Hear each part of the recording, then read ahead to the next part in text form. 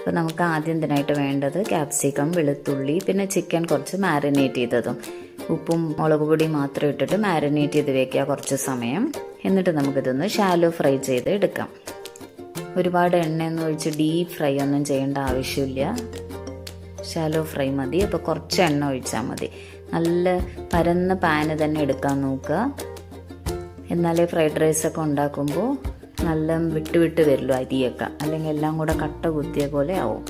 അപ്പോൾ ഇത് നന്നായിട്ടൊന്ന് മുരിഞ്ഞ് വരുന്ന സമയത്ത് ഇതൊന്ന് മാറ്റി വയ്ക്കാം നമുക്ക്.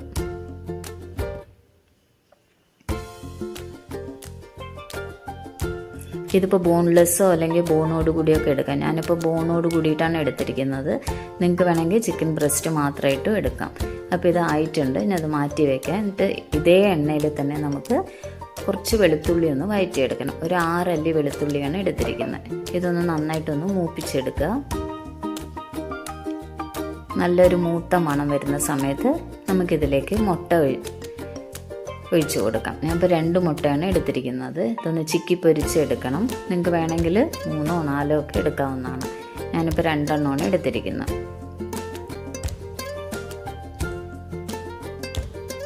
ഇതിലേക്ക് ആവശ്യത്തിന് ഉപ്പും പിന്നെ കുരുമുളക് പൊടിയും കൂടി ആഡ് ചെയ്തിട്ട് നമുക്കൊന്നതൊന്ന് ചിക്കിയെടുക്കാം.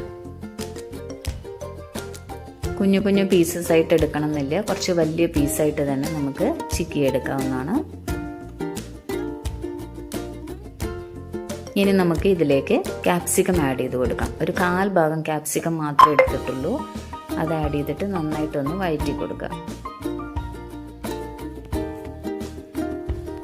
ഒരുപാടൊന്നും വഴറ്റണ്ട, നന്നായി വഴറ്റിയ